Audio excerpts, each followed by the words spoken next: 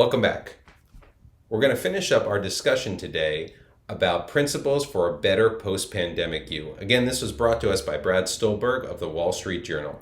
So let's jump into the final tips on how to make a better post-pandemic you.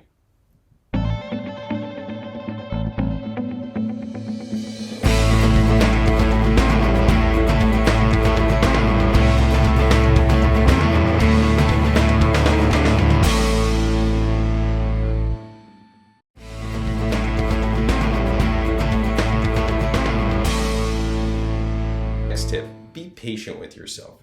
To make a meaningful difference in whatever you do, you must persist for a long enough time to break through that inevitable plateau. Now, we all think we want to build a house in a day, but in reality, houses take time to build, and we start with a foundation, not with the roof. So while people love to tell stories about massive efforts they did overnight for a breakthrough, they rarely exist. What happens is, there's a common theme for all these hot streaks. They rest on a foundation of prior work during which observable improvement was much less substantial. So while you think you may not have been doing something building up your career, over time those building blocks build you up. The same thing with friendships as well. So big gains are usually the result of consistent small steps over time. They require a lot of patience, and they benefit from what we call a process mindset. First, set a goal.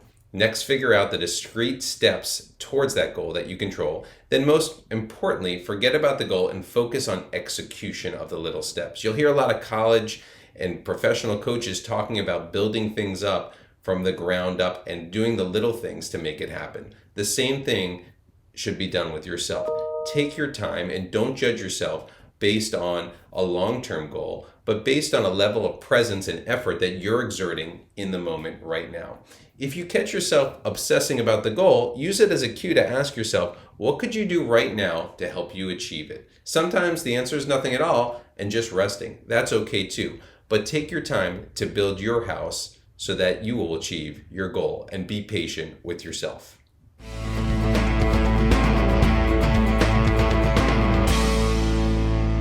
Next tip, embrace your vulnerability. In his 1959 book called The Presentation of Self in Everyday Life, sociologist Erving Goffman distinguishes between two different types of people, or their same personality, but they're different selves. So there's a front stage and a backstage. The front stage self is what we see or how we act with people when we're out in society, in social situations, or in work. The backstage one is who we are when we stop acting and we don't consider how we'll be perceived by others. Now, recognizing and accepting our vulnerability is very crucial in traditions like Buddhism, Taoism, Stoicism. And what they emphasize and share is that you need to explore your inner self and understand that experience. Opening yourself to the good, the bad, and the beautiful and the ugliness of life helps you in terms of showing and expressing your vulnerabilities. And these traditions teach us that facing your vulnerabilities help you to fully understand and trust yourself and forge into intimate and nourishing bonds with others. For example, there's a recent research study in 2018 from the Journal of Personality and Social Psychology, and it found that many people, that although they felt weak when they demonstrated vulnerability in front of others, such behaviors actually tended to make them perceived as stronger, grounded, and more trustworthy people. So out of fear, many individuals decide against vulnerability, the researchers write. But the findings suggest just the opposite. It actually suggests that there's a positive consequence to showing vulnerability for a quality relationship, whether it's health or job performance. It might indeed be beneficial to try to overcome your fears, to choose to see the beauty in the mess of vulnerable situations. Now, practicing vulnerability is very tough, and you have to start asking yourself, when is a good given situation to let others know you're vulnerable, or at least to discuss it with them. And everybody has fragilities and flaws. So you can start building your own strength and your own confidence by sharing some vulnerabilities with your family, with your friends, and even your coworkers. Hopefully that will help you embrace your own vulnerability.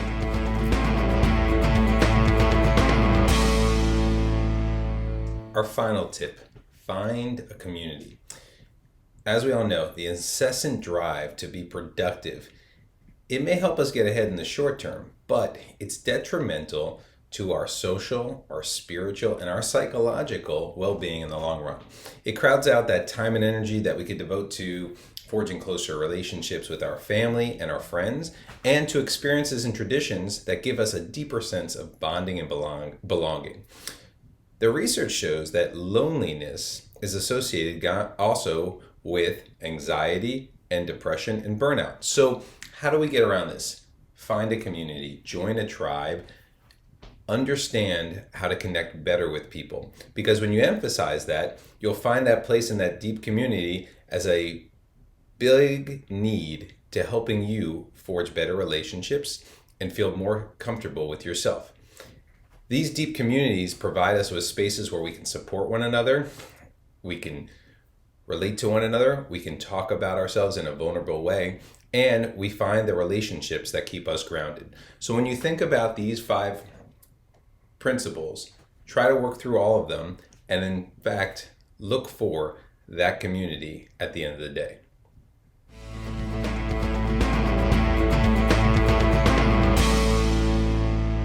Before we get to the quick recap of this double header episode, remember that these principles that we just talked about have always been the foundation of a good life.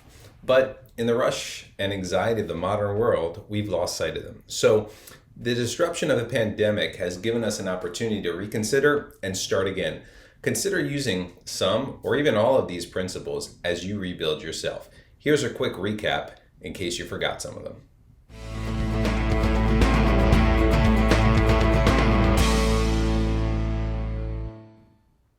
So that concludes our EQ video tip for today.